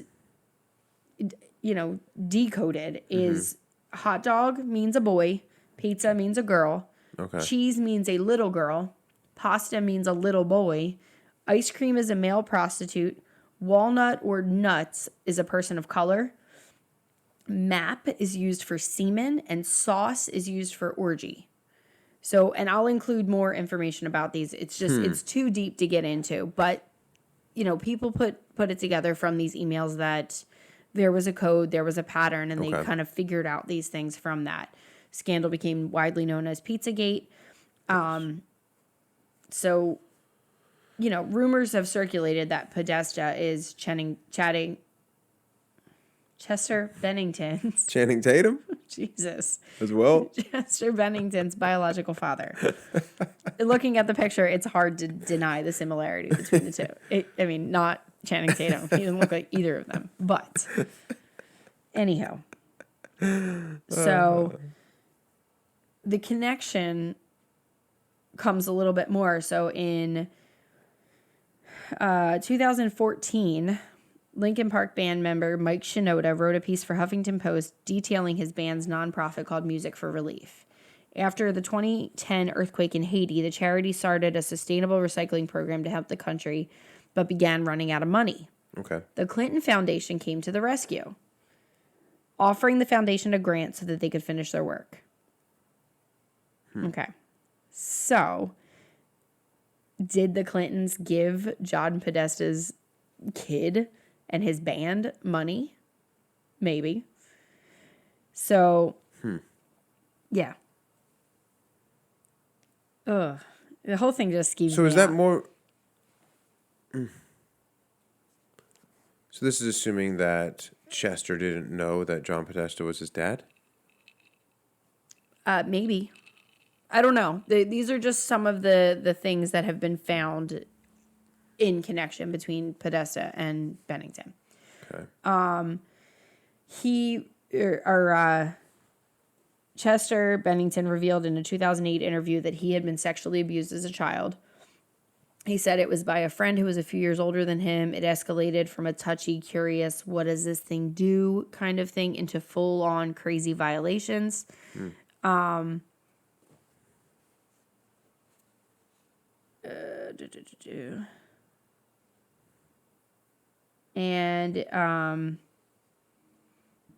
it's just strange that the financial support and then the thickening ties to pedophilia and how that kind of connected him in a different way. Like maybe he discovered that Podesta was his father, or maybe he knew that he was his father and then discovered what he was doing after the fact. Who knows? But so how does Ghislaine Maxwell come into all of this? So shortly after she was arrested in July of 2020, there was a Reddit thread, I know, totally credible, pointing out a figure in the music video for Linkin Park's song Crawlin'. Around the 57 to 59 second mark, you see an older woman, and I'm going to put that picture up here. Okay. She looks exactly like Ghislaine Maxwell. And I honestly don't know what the fuck. So pull her up. So. Her hair, style, the look, the way she's dressed, everything is very similar to the way that she looked in the late 90s as well. Okay. The song is about a young woman being abused, and the song is likely about Chester Bennington and his own abuse growing up. Okay. So, you know, the theory is, like, was he dropping us an Easter egg back in 2001? Like, dude, this lady is not okay. Right. So, you know, other odd things about Linkin Park, including one of their logos represents a broken, well-known pedophile symbol. And So the theory though is that he one of the main theories is that the government offed him because he was about to expose pedophilia stuff. Yeah. Okay. So he didn't know at the time of taking this money from the Clintons that there could have been ties from the Clintons to the pedophilia. That's what I got out of it. Yes, Okay. is that I was gonna say if they're on his radar as ringleaders, right? then why the fuck would he take their money?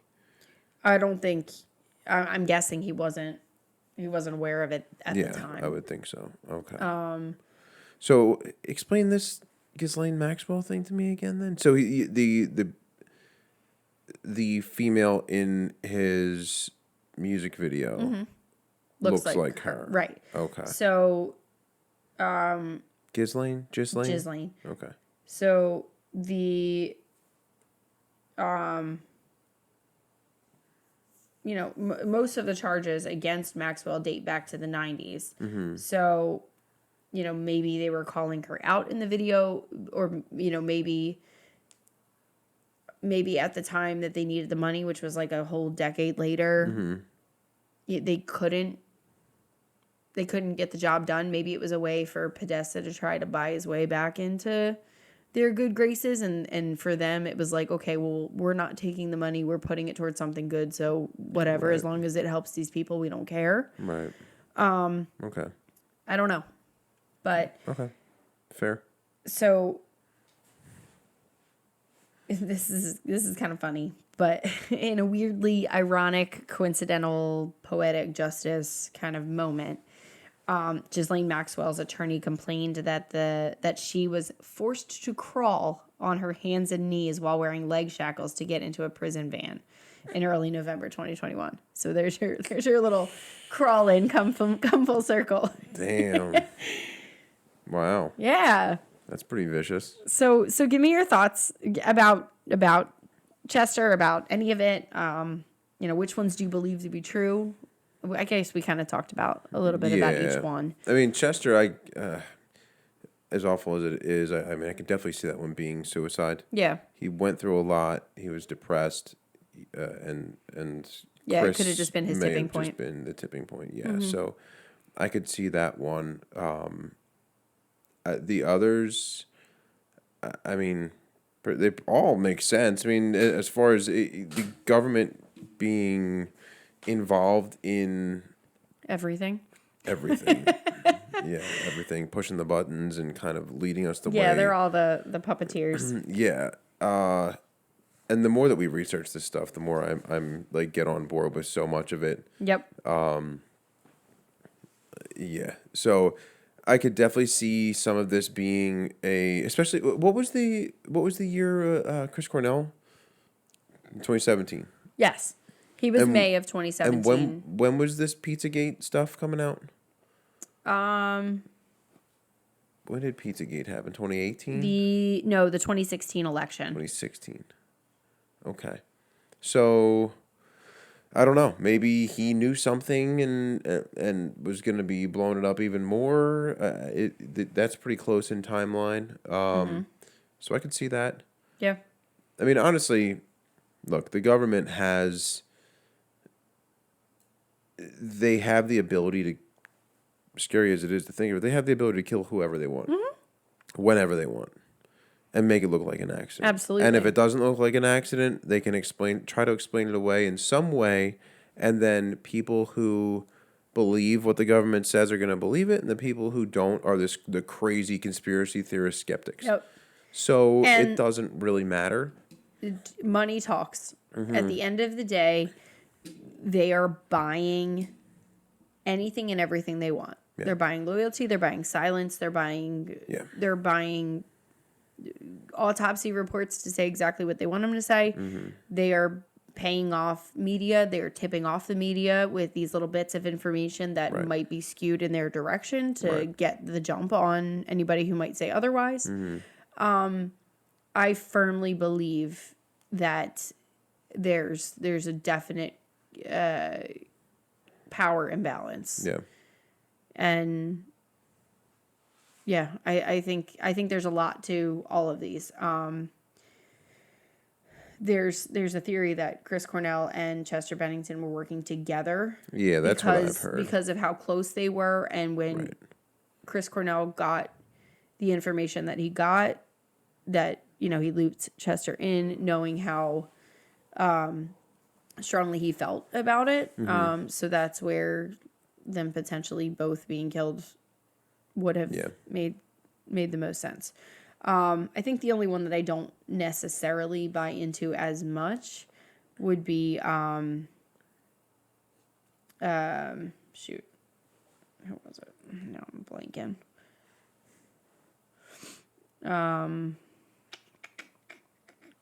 Well, you really mustn't agree. I didn't. It was out of my head. Bob Marley. Sorry. I don't. Yeah, that one just seems a little too kind of out there. Yeah. But again, who knows? That might have been a little. I don't know. Maybe they've honed their techniques since then. Yeah, I don't know.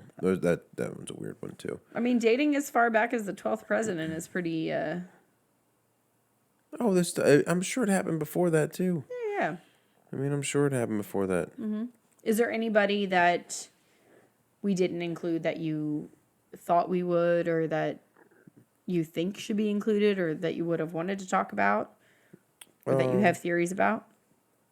You don't have to get too deep into it, but not that I can think of it off the top of my head. I definitely want to talk about Epstein and Maxwell some more, and I want to talk about the Clintons and their body count situation. Big ones, I definitely think. I mean, there are other suspicious celebrity deaths, no doubt about it. There's front men who were killed by their wives. I will die on that hill. I don't care. But this was just government strictly, so I try to stay very true to that. But yeah, I think there's plenty of other celebrity conspiracies that we can talk about, and other things that we can get into. Yeah. Do any of them you think have like alternate explanations that weren't explored? Other than actual suicide, I don't think so. Yeah. I mean, the only one that maybe has an alternate one is the Princess Diana. Mm-hmm. I mean, maybe it was just a fluke thing. And just everything was kind of chaotic and just lined up that way. Yeah. And then, I mean, maybe it was legitimately an accident. Mm-hmm. And then the royal family thought, oh, well, people are going to blame it on us, and it's going to be that we did it somehow. Mm-hmm. So things got weird at that point, and maybe they started lying about some things because they wanted to try to face. Yeah. So I could see that being skewed too. Yeah. For me, the big thing with her though is that she basically predicted it, like down to the method. Was like, they're gonna I'm gonna die in a car accident. Well, maybe it was her way of sticking it to them. Maybe she planned it all. Maybe she was so fucking suicide. Unhappy that she was like, all right, well, you're not going to fucking continue the line through me. Maybe she drugged her chauffeur. Yeah. I mean, maybe it's the other way around. Maybe she said, fuck you guys, you're not going to continue the line through me. Mm-hmm. And just, yeah. Well, they already did, though. Yeah, but... I get it. She was... her only way out. I think, and I think that she was desperate at the time of her death. She very much did not see a way out that made sense or that would work for her, and it's possible. Yeah. Right. I never really thought about it from that side, but yeah. Yeah. Cool. Awesome. Well, let us know your thoughts. Let us know what you guys think. Tell us what you think of the episode. Any other people that we didn't talk about, or any other things or details that you've heard about any of these celebrities. Feel free to reach out to us. Linktree is in the description. You got email, phone number, all the social medias. Don't forget to like, follow, subscribe, so you're up to date on all of our posts and episodes. Yeah. Forgot to mention as well, our coasters are going to be coming in. So we'll be have them for next episode, do you think? I don't know. Probably not. Probably not next one, but maybe the one after that. So maybe hopefully we'll have it for like the first episode of the new year. That would be ideal. So that's going to be a twofold deal of, that's going to be our thank you gift. Yeah. Basically to you. If you go into the description of our videos, you can click the link in there to support the podcast and basically buy us a drink, I think is what it says in there. And you can give us, if you want to, you can give us a drink to make. We'll drink it on the podcast, give you a shout out, and we'll send you a coaster with our logo on it. And the backside of it is my face. I'm just kidding. Yeah, if you have like any local small businesses or even not even local, if you've got a way for us to connect with you, please feel free to share your stuff too. We'd be happy to, see how we can shout you guys out. This came from, do you remember? Pop in Wood? Yeah, I think. Pop in Wood, not just for your parents' basement. Handmade pop culture decor, custom options are available. Yeah. They have a really cool Facebook page. They have a bunch of stuff. You can get coasters. We'll include a link to their ornaments. Facebook page too, so you guys can check their stuff out. But this is actually like etched. It's not just like a printed. It is. It's really cool. There's a lot of texture to it. We'll Check the upload a Insta. photo. Check the Instagram. Yeah, that's all I got. We got some cool ones coming up too. Yes, lots Some of fun. really cool ones. All right, All right, sweet. rounds it out. The assassin. The assassin and a toast to the atypical. Toast to the atypical. Good night, everybody. Cheers.